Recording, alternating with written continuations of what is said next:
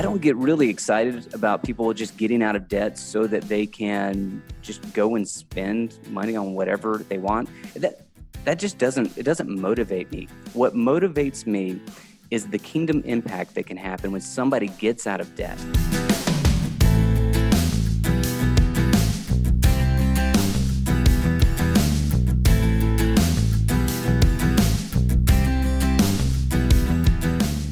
Welcome to Getting Money Right, a show dedicated to helping you achieve financial freedom through education and inspiration so you can be free to pursue your true life's purpose. We're your hosts, David Thompson and Leo Sabo, and in this episode of Getting Money Right, we're talking with Art Rayner. Now, Art is, I like to say that you're a friend of mine, Art, just from the interactions that we've had really online, but we're in that same space of serving people in their personal finances and with a heart for biblical finances as well. So Art is one of the vice presidents at Southeastern Seminary.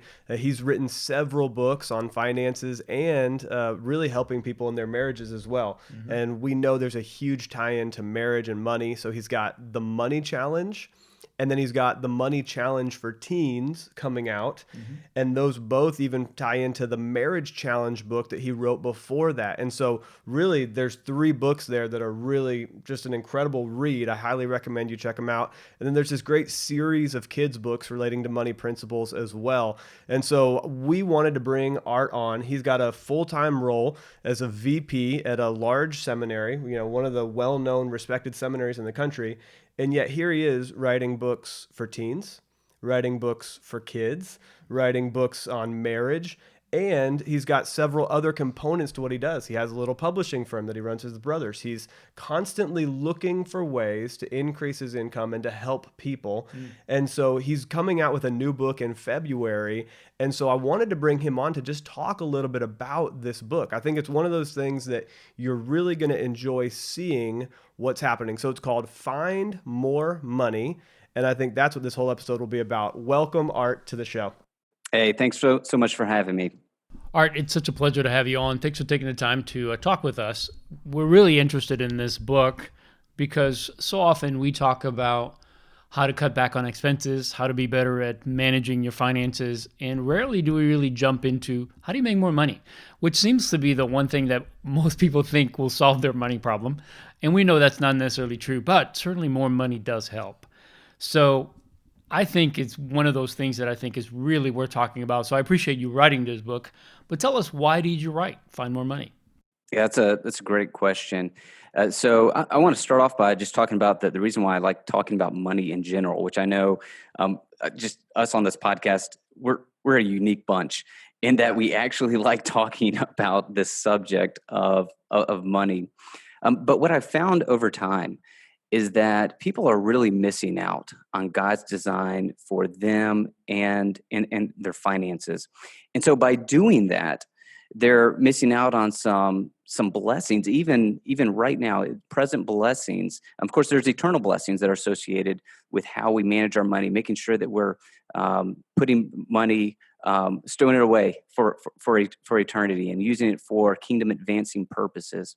But there's also real blessings in the here and now that Paul alludes to, even in First Timothy 6, where he talks about us truly taking hold of life. And of course, what he's talking about there is the real contentment, real satisfaction that comes along with stewarding our resources well, using our resources for the advancement of his kingdom. I always say that I don't get really excited about people just getting out of debt so that they can just go and spend money on whatever they want. That just doesn't motivate me. What motivates me is the kingdom impact that can happen when somebody gets out of debt and then they start using their financial resources to advance God's kingdom, whether in their own community and around the world. I read a book, and you probably have read it, called Inheritology by James Wise. Yeah. And I actually laid part of what he presented in the book, and of course I attribute it to him. He laid out this great, amazing, Great Commission opportunity that we have right in front of us, where over the next 20 years or so, we have what's called the Great Wealth Transfer, where there'll be about $30 trillion in wealth transfer from one generation to the next in America alone. And if we assume that 25% of Americans right now are evangelicals, which you can debate that number, ultimately you'll see that it doesn't really matter. That means that $7.5 trillion will be in the hands of evangelicals just in the great wealth transfer alone. Now, let's assume that there's 3,200 unreached people groups around the world, people that have yet to hear the name of Jesus. And then let's also assume that it's going to take $75,000 per year to reach just one of those unreached people groups. And that to really reach that group, you have to spend about 20 years doing that work. Well, you take 3,200 unreached people groups times $75,000 times 20 years. That gets you to about $4.8 billion with a B. Now, remember, we said that we have 7.5 trillion with a T, and you guys understand the difference between a billion and a trillion. Trillion being 1,000 billions. It's incredible. And this is what God has placed in our hands right now. And so the question that continues to really haunt my mind is, what if we don't? What if we don't do something about it right now with what we have, with the knowledge that we have and the resources that we have? What if we don't do something about it?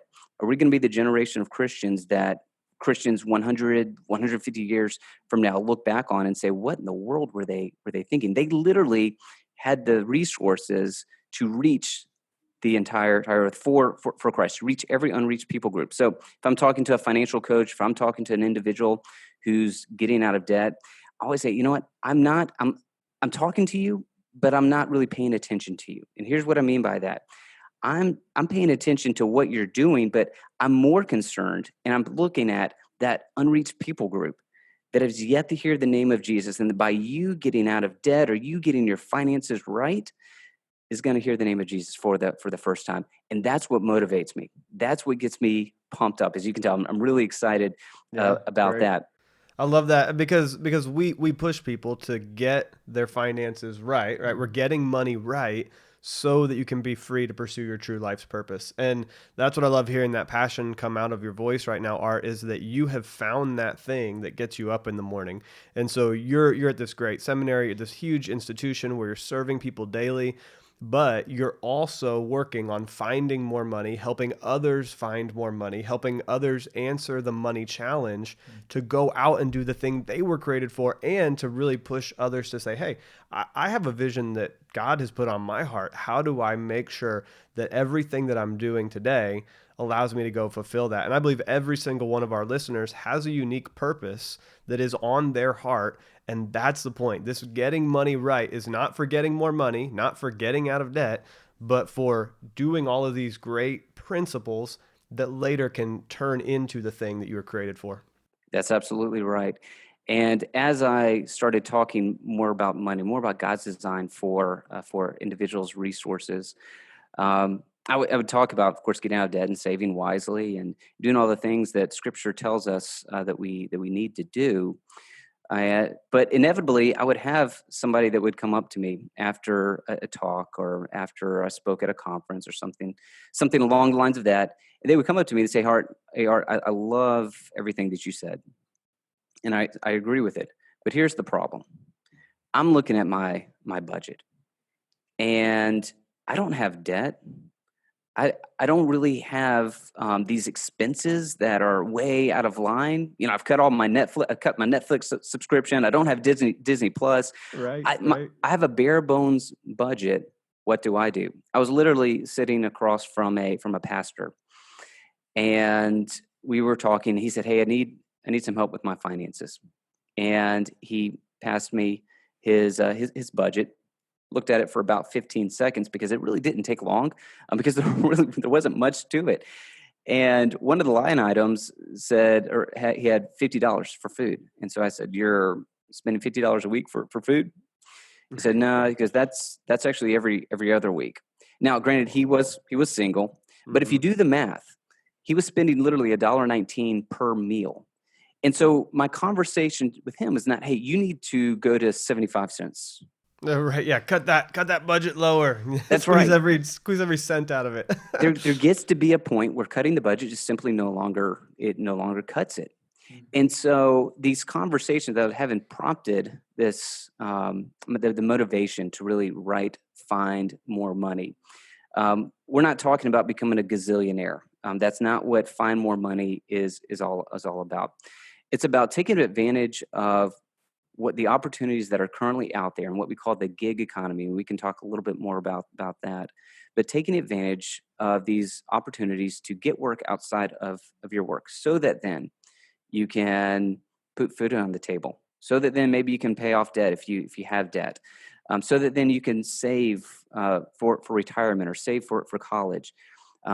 So there's plenty of opportunities out there to, of course, increase your income, and Find More Money is just helping you walk through the process of doing just that. All right, I love what you're talking about, because I do believe that sometimes you do have to step outside of what you have, which means that if you've done everything you can on the practical side, on the expense side, there's got to be something you got to do on the income side. If you don't bring that up, if you're not able to make more money, you can only cut back so much, right? I mean, you can't live on the street, you can't eat on 75 cents per meal. At least not for long. Right. So I love where you're going with this. So what is a side gig? I know you and I have spoken offline here about several side gigs that you started doing, and that's kind of what prompted you to talk about this. So talk about what is a side gig, and how did you start going down that road and realize, hey, this is something that others could benefit from? Yeah, that's and it's for a simple definition of a side gig. It's just work outside of your work. That's how I explain it. And you're right. I do have pretty good experience doing this. In fact, I have a couple of different companies that are under my name, that I started, that I was a part of, that even me and my brothers are part of, and then I also do work for a few other organizations. So I'm very familiar with the gig economy. In fact, I was doing it before there was really a term attached to it. I had no idea that I was part of the gig economy until somebody threw that name out there, and now all of a sudden, oh yeah, Oh yeah, that I'm makes a part of that too.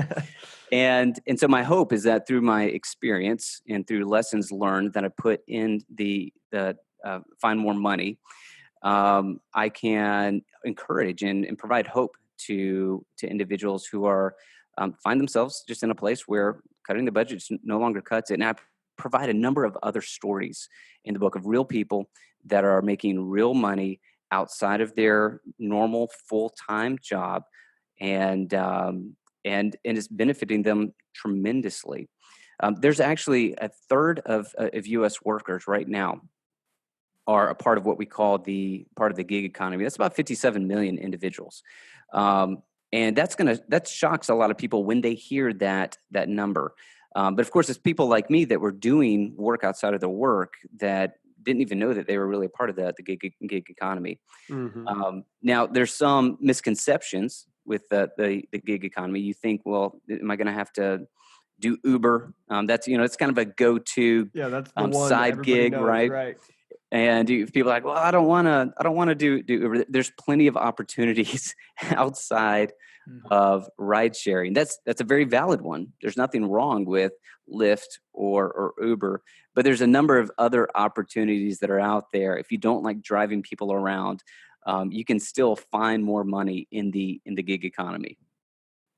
That's great. So how would you guide somebody who obviously needs more money? They're looking at their finances. They realize, man, if I could just get a little bit more, and maybe they can't get the overtime from their job. Maybe they're locked into a salary position, and maybe it's easy for them. I found many times in my career, and I've had several, that I get to a place where I'm just very proficient in my career. So I have some downtime. Right. I'm learning. I'm reading. I'm doing something. But lately, over the last 3 years or so, not only do I work from home, but I also have the ability, and I've started a couple businesses. So it was more out of necessity, I guess, or just didn't want to sit around and do one thing. Right. I Right. had capacity. And so it led me to this. But how would you guide somebody? Like, you've done this, obviously. How does someone know which side gig is right for them? Like, how would you guide them to even think, or how to start processing through what they might be able to do and not put their regular job in jeopardy, maybe? Yeah, wow. There's a couple of really good questions in there, and believe it or not, we've unintentionally already hit on some very important principles of trying to figure out which side gig is right for you. That word passion has already been thrown out there. You mentioned what I'm passionate about, and it's very, very obvious. Passion is a good starting point for trying to figure out which side gig is right for you. And how you find your passion. You can just ask some simple questions of yourself, like, what did I like doing as a child? Like, what did I actually like doing when there was no pressure?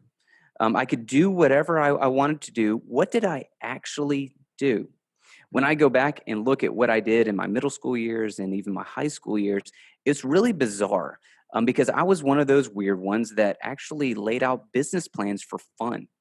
And I'm not joking. I would sit in my room and I would come up with business plans for different types of businesses, just very entrepreneurial minded, I guess you could say. And I just enjoyed that. I also enjoyed, this is not going to surprise you, but I enjoyed personal finances. I opened my first Roth IRA when I was either 16 or 17.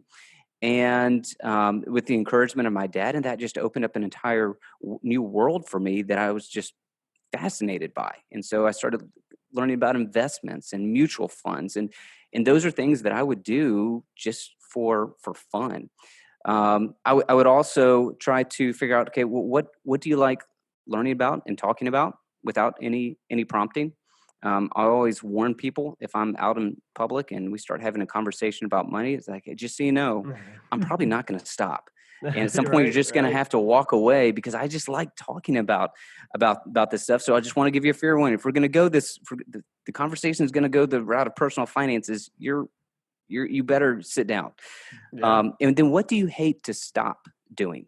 Like when you're in the middle of something and you're like, I just wish I could keep doing this, or just wish I had more time. When you start answering those questions, you start to uncover your passion. Now, Leo, you've already mentioned what you're good at, your skill. So you have your passion, and then you have your skill, which is what others say that you're good at. It's not what you say that you're good at. Some people think that it's what you think that you're good at. I can tell you, nobody's ever going to ask me to rap, to get up on stage and rap. I've tried it, not actually on stage, but in front of my boys and my wife, and I can tell you they shut me down quickly and tell me to stop, because it's not good. Nobody tells me that I'm good at rapping.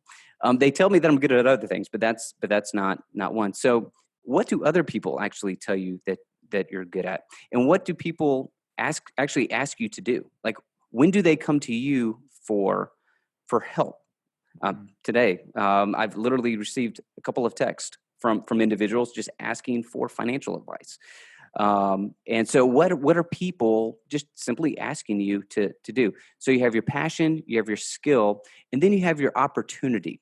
So what is somebody actually willing to pay you to do? So you could be passionate about, rapping, but is somebody actually willing to pay you to do that? And so you need to find out, okay, what are you passionate about? What skills do you actually have? And then what opportunities are out there to actually make real money? And where those three pieces meet, I call that in Find More Money, your trifecta. And that's what you're looking about. And I spent an entire chapter walking you through how to find that sweet spot. So where your passion, your skills, and the opportunity actually meets, because you're going to spend time outside of your work doing this. And so hopefully it's something that that you're excited about doing, that you get pumped up about doing, because when you're done with your full-time job, to then go do something else, it's better if you're excited about it. Now, if there's only an opportunity out there and that doesn't meet your passion, then sometimes you just got to go make some more income to put food on the table. I get that. So it's not always perfect, but my hope is that people will find that sweet spot for them. Yeah, I love that trifecta: the passion, skill, and opportunity. And just this idea that your side gig doesn't have to replace your full-time job tomorrow. This isn't like, hey, I'm going to try to go make $100,000 in 1 year from my side hustle or my side gig. No, I'm going to be doing what I'm doing. I'm going to keep working, keep going where I'm paid the most, keep going where I have a consistent income, where I maybe have my insurance in place. But I'm going to find something where I'm passionate, skilled, and there's opportunity, there's payment. And I'm going to go in those evening hours or morning hours or whenever I'm not working and try to pursue this. So then I guess kind of a natural question to me would be, Art, is this going to hurt somebody's full-time job? Because if you're working a little in the evening or in the morning, you end up distracted at work. Like, how does this fit? Does this end up hurting you in your career? What does that? What happens there? That's another great question. And I first want to make sure we set the right expectations for how much money you're going to be making with the side gig. So as we've already alluded to, you're not going to become a gazillionaire. That's highly unlikely for that to happen. It's highly unlikely for your side gig to ever become your full-time gig. Most people, that just never happens. The average side gigger makes $8,000 per year on their side gig. So that's $8,000 per year. Now, so we're not talking about millions of dollars, but $8,000 per year can be significant if you're trying to save for retirement. You get to max out your Roth. If you are needing to pay down debt, $8,000 a year can be significant. So it's important that we set the right expectations, which also helps you understand that you're not talking about another 40 hours per week that you're putting on yourself. Usually when you look at a side gig, you're thinking maybe 10 hours per week. If you drive for Uber, once again, I'm not saying that that's the only side gig to do, but the average person who drives Uber, they make around $17.50 per hour. So if you do 10 hours a week, you're looking at about $750 per month, basically doing Uber. And so we're not talking about another 40-hour job. Now, I have seen multiple times where a side gig doesn't hurt your work, but it actually benefits your work. And that's what I encourage people to do. Find that side gig that actually benefits your work. Here's one of the ways that it can benefit. First of all, it provides you new challenges that your current job doesn't offer. And so you're starting to stretch and learn a little bit more because of some of these side gigs, and that can help you become actually a better employee while you're at work. Also, you're going to be exposed to some new and fresh ideas that maybe you never considered in your existing work. You're going to be working with other people that you don't work with during the day. And so you may get exposed once again to some new ideas, some fresh ideas that you can bring into work and help you become a better and more valuable employee. You can also improve existing skills. You had already mentioned that you have identified some of the skills that you have at work, and maybe you can transfer them to some type of side gig. And so now you're improving those existing skills, or maybe you even learn some new skills. I know of an individual, and I write about this in Find More Money, who was very skilled at social media. He knew social media incredibly well, and he actually did it for a few different organizations. Well, one of those organizations asked him to develop a website. Well, he had never developed a website before.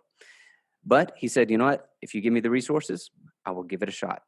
And so he did just that. He taught himself how to develop a website. And now he's developing websites for his primary work. Like he's developed 4 or 5 different websites for his job. So he learned a skill outside of work, doing a side gig that he can now transfer to his current work. Oh, and by the way, he also gets paid for doing, as I said, social media work outside of his full-time job. And he's given money, of course, to help organizations, but also to help learn how to do social media better for his existing organization. And so he gets to experiment a little bit there. So there's a number of different opportunities, a number of different reasons why having a side gig can actually feed into your existing work. It can actually make you a better employee. And those are just a few that I lay out in Find More Money. I think you're right on, Art. I think I've seen actually people in my own family, including myself, but I've seen in my own family, my daughter, for instance, who was in a position at a church working as an administrative assistant, was put in charge of social media, was put in charge of different aspects of managing that one campus that she was serving. And through that, she began to develop knowledge about how to do social media. Then the next thing you know, she started playing with Canva and other type of applications that helped to create graphic designs for the different posts that she was doing. So over time, I really noticed that she had some talent. So of course, when she became available, I hired her because I need a person like that. So I really do think that when you going back to that, opportunity and passion and skill, I think all of us are gifted in a certain way, and especially with this new technology and so many different industries being literally kind of birthed out of nothing, with social media and Amazon and all these things that are creating these jobs that were never there. All of a sudden, people they don't have to go get a degree in it. They can just take an online course. There's people who are teaching how to do social media better, how to do marketing better. There's guys like Seth Godin who built an empire based on it. And so many people today don't have to just get that job where they're on the assembly line, and you can do not only one, but several side gigs. And who knows? I think some of those actually can, like your friend, it can become a full-time job and pay way better than what you would have had if you'd have stayed with the previous job. And I found that to be true for most of my life. I've always been able to kind of master the job that I was at. And because of the work environment I was in, I always had some time. And because I had time and I'm a learner, I started learning. And that gave me then the ability to do other things. And you're right. With the people who I know who know what I'm gifted at, they ask me for those things to do for them. Mm-hmm. So I know. I mean, I will never run out of work. I do know that. My biggest problem is not working too much. So I think if you guys look around, if you're listening to this podcast, if you're looking around and realizing what Art just said, that you have skill, right? You've built up some skill because of passions that you already have, things that you've already been doing since you were maybe a little kid. And when those opportunities come, take a chance, learn something, apply yourself. And who knows? It may be just a side gig that's going to allow you to go to the next level on your finances, maybe tackle some debt, but it might actually take you even further. It might actually become your next career that's going to pay really well, and you'll be happy doing it. And that's really probably the most important thing, is that you're doing something that's giving you life. So Art, what do you hope readers will glean from your book? Obviously, we know what this book is about, but what do you hope they'll walk away with? Well, the first 4 chapters of the book, I lay out God's design for them and their money, and also dispel I guess the myth of talking about money, that's a bad thing, that money is taboo to talk about. That's one of my constant frustrations. That is something that we almost hide from at times, which I think hurts our ability to address real financial issues, and also limits our ability to use resources to advance God's kingdom, because we just don't talk about it nearly enough. So I hope that they begin to get a bigger picture for why God gave them the resources they have, whether it's little or much. But of course, the book is titled "Find More Money," so I want them to find hope as well, to realize that there is an opportunity out there. If they find themselves with just this bare bones budget, and they're looking at it and they're thinking, "Man, what can be done?" I'm a pastor that is at a church that just can't pay me very much, and it's no fault of their own. It's just not a big church, and I'm struggling to make ends meet. And I've actually had several pastors that have told me that. What can I do? I don't want to leave my church. What can I do? There is hope. There is hope, and I Find More Money walks them through, just step by step, on here's how you can start thinking about and actually making more money. That's great. Well, Art, where can people go to learn more about you, about the books that you've written, the things that you're doing right now? How can people get connected to you and stay connected with you? Well, you can always go to my website, artrainer.com. Last name is spelled Rainer. You can reach out to me pretty easily. I'm easy to connect with. So it's art@artrainer.com is my general email. My Twitter handle is @artrainer. Of course, Facebook, you just type it in the search, Art Rainer, and I'll pop up. But in general, I'm a pretty easy guy to find, and the resources that are out there are available pretty much at any bookstore. So you can just whether it's Amazon or Lifeway, you just type it in. You'll find the resources. Yeah, I love that. I love that when I go to Google, and I've done this before, and I type in Art Rainer, your name and your website is the first one that comes up. That's pretty nice, Art. That's a pretty good place to be. Doesn't happen with David Thompson. I'll tell you that right now. That's the beauty of having a name like Art, right? There's not many of us out there. Yeah. And Rayner with the I, that works out so well. Right.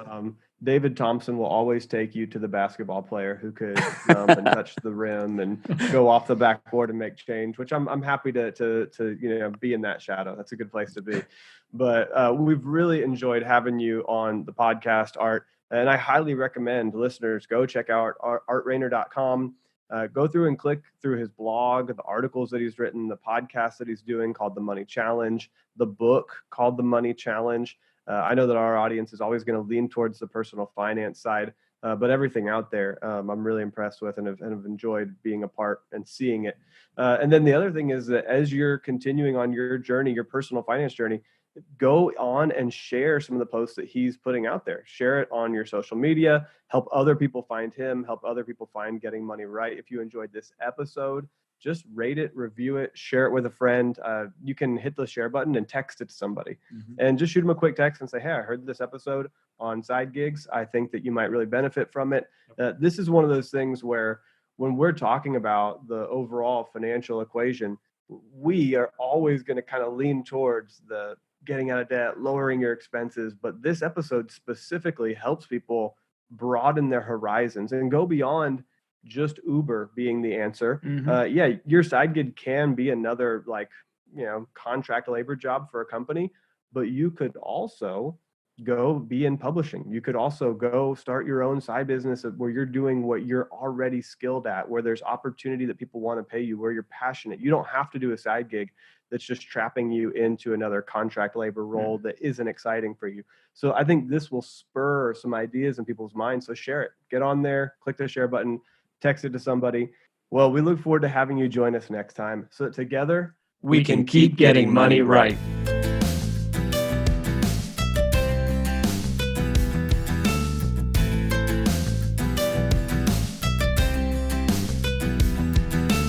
And how you find your passion. You can just ask some simple questions of yourself, like, what did I like doing as a child? Like, what did I actually like doing when there was no pressure? I could do whatever I wanted to do. What did I actually do?